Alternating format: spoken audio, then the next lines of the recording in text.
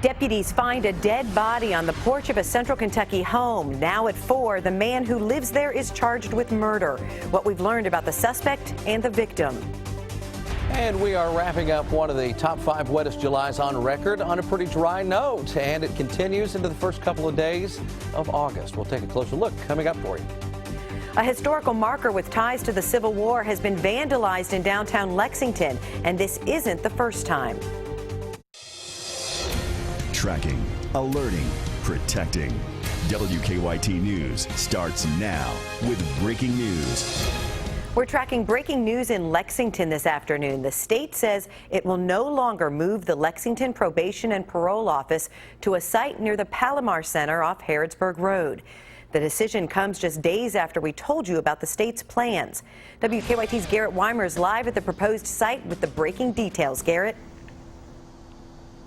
Jennifer, the sounds of construction from inside this building that I heard when I was here yesterday, well, today they've fallen silent. We have learned that the state has pulled the plug on the plan to move Lexington's Probation and Parole Office into this building after an uproar from neighbors and the threat of legal action. Just yesterday, an attorney sent a letter. He represented several businesses and property owners, sent a letter to the city and the state asking for work to stop on the building here. And last night, 24 folks who live nearby showed up to tell me they never wanted the office there and didn't want it there. In a statement today, Secretary J. Michael Brown of Kentucky's Justice and Public Safety Cabinet said they will now work with the Division of Real Property to find a new location to move the office that they hope will work better. Live in Lexington, Garrett Weimer, WKYT. July is ending much different than what we've seen most of the month. This has been a top 5 wettest Julys for many cities, but you wouldn't know it today. Here's a live look at downtown Lexington, where it's sunny and 86 degrees. So will the nice weather hang around for the weekend? Meteorologist Jim Caldwell is here with the answer. Jim, what a great Friday. Oh, what a beautiful shot behind you and a beautiful one behind me as well. Just look at that blue mixed in with those nice little puffy cumulus clouds that have developed here over the past couple of hours, and that's very typical to see that even in a low humidity environment. There's just enough moisture in the air to at least develop some cloud cover, and that's what you're getting out there on this Friday. It is still nice. Up to 87 with a feels like temperature of 87. That tells you just how little impact the humidity has on the overall picture with as far as the temperatures are concerned. We look elsewhere, you're even going to run into some low 80s like down in Somerset. They're at 82 degrees there, 84 in Jackson. Warm, that's it. Warm and around average in many locations throughout the entire area. Here's our daily breakdown. Let's look at it here. As the dog days, they're not barking right now, and it doesn't look like they're going to overall. And the overall pattern coming up, it's going to stay pretty cool. We have a little spike in heat coming, but overall not bad. Fantastic weekend coming your way. And then we will have some storms with a little bit of heat briefly before we get that cooler shot of air toward the end of the week next week. I'll take a closer look at all of that coming up for you in just a few minutes. We'll see you then. Thanks, Jim. Deputies find a body on the porch of a home. Now, a neighbor is in jail charged with murder. The Jessamine County Sheriff's Office says the suspect is Thomas Carson. Deputies say they were called to Carson's home on Hartley Drive this morning for a report of a fight and found Shane Washington's body on the back porch. WKYT's Kristen Kennedy is tracking the investigation in our top story at 4. Deputies have made an arrest. They have released the name of the man killed, and they are still trying to figure out what led up to that murder. Deputies got here around 6:45 this morning for a call about a fight. We're told they found 43-year-old Shane Washington dead on the back porch.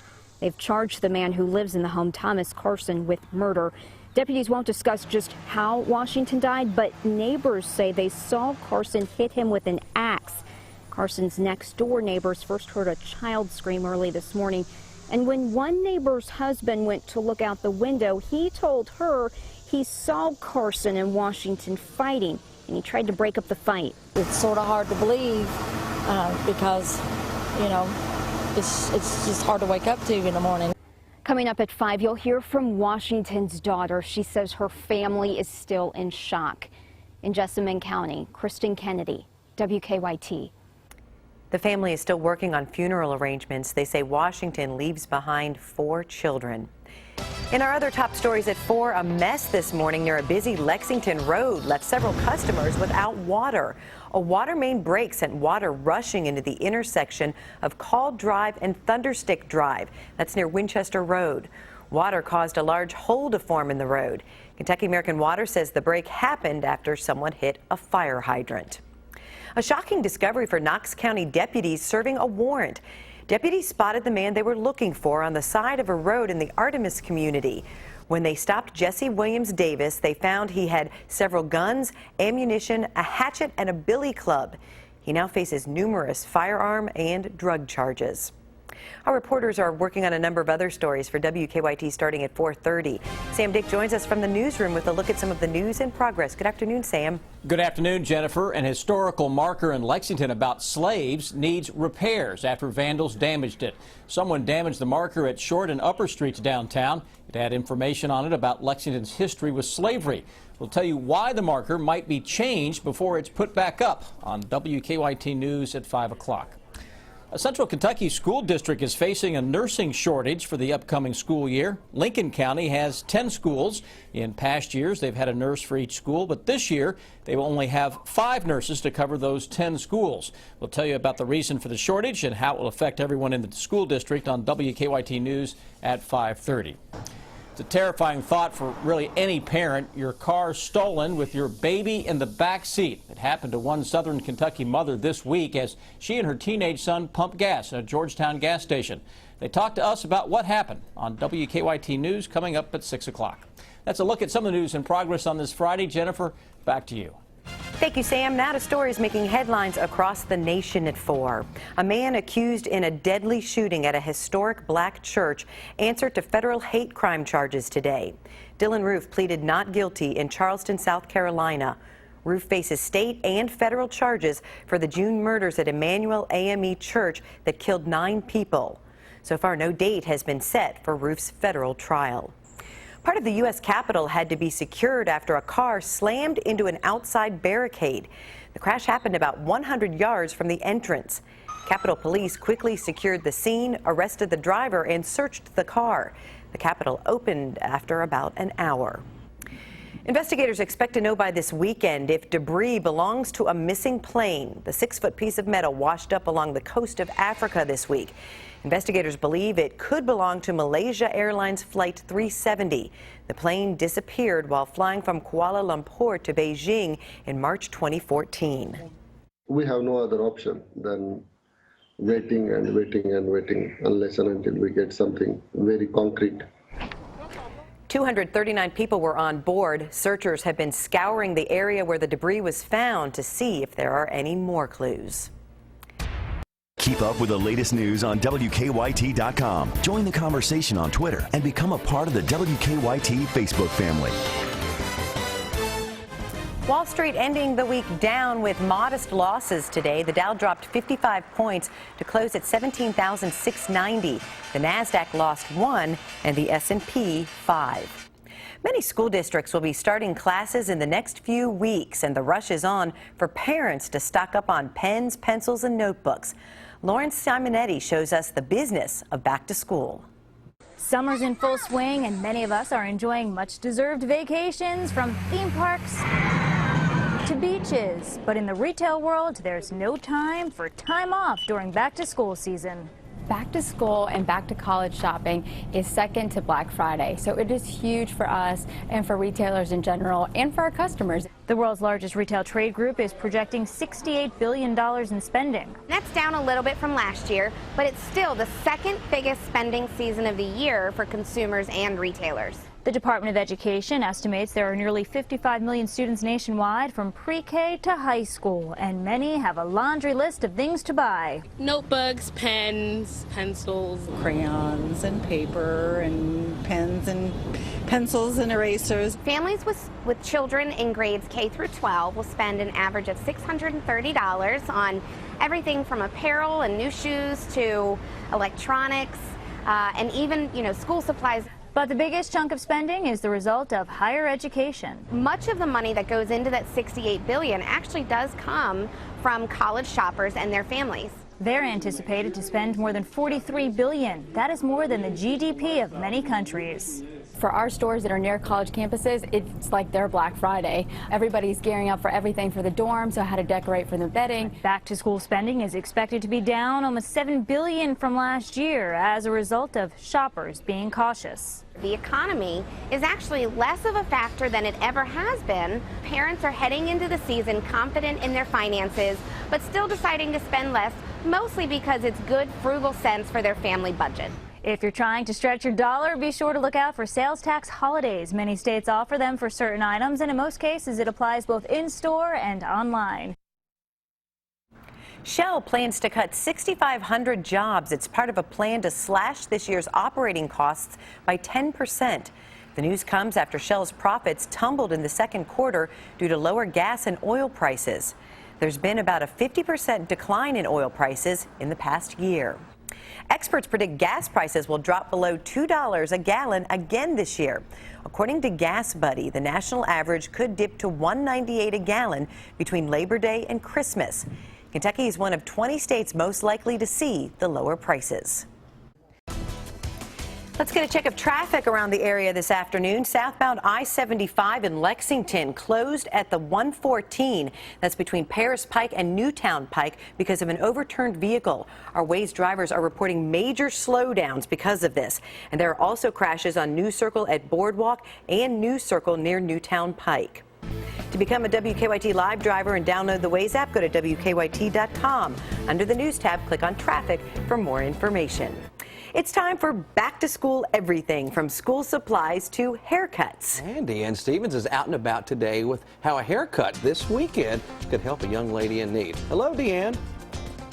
Hey, good afternoon, guys, from Euphoria Salon and Spa, located here in Palomar, where they are doing something very special this weekend for a very special young lady. We have Holly and Amy Ratliff with us, and they are all about Team Abby. Tell us about Abby.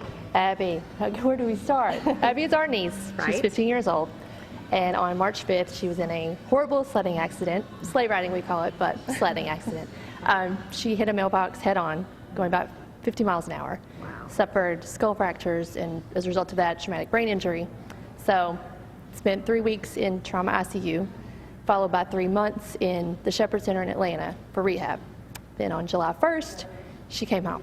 So, you go from 24-hour care to have fun at home, and none of that stopped. So now, and nothing has changed for Abby, right? As far as she still needs that care. Exactly. It's medicine, it's a wheelchair, it's a hospital bed, it's a standing frame to help her stand, it's therapy 3 times a week. It's a lot. It's just overwhelming.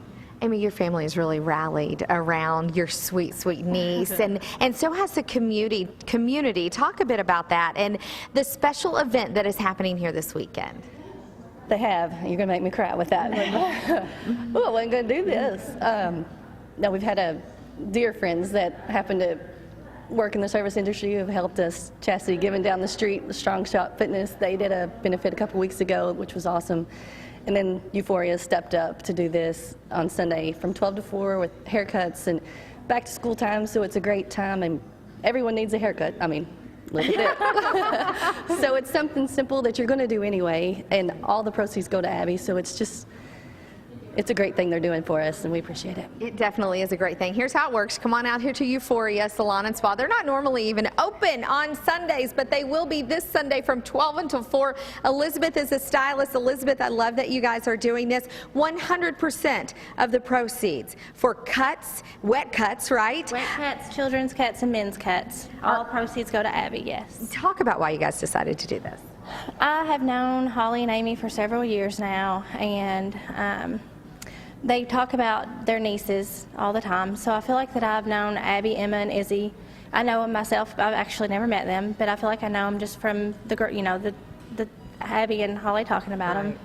So, and I also have a niece that's about the same age as Abby, so I can relate, and I have the same relationship with my niece that they have with theirs. So, I mean, I just really want to help out and invite everybody to come on out and get their hair cut and help Abby. All right, come on out to Euphoria Salon and Spa on Sunday, 12 until 4. 100% of the proceeds going to little Abby and her medical expenses. Now, they're located next to Malone's here in Palomar. I'm Deanne Stevens, out and about. Go Team Abby. It's time for Better Living, health, education, and consumer news that impacts your life. A recall alert today for Kroger customers. The store is pulling fresh cilantro from its shelves. Kroger says the cilantro may be linked to a cyclospora outbreak in 10 states, including Kentucky. The parasite cannot be washed off. We have more details on this recall on WKYT.com. Government researchers say the numbers are up slightly, but still not enough teenagers are getting the HPV vaccine. 4 of 10 girls and 6 in 10 boys ages 13 to 17 are unvaccinated, leaving them at risk for cancers. Earlier this month, the state of Kentucky launched a campaign to get more teens vaccinated.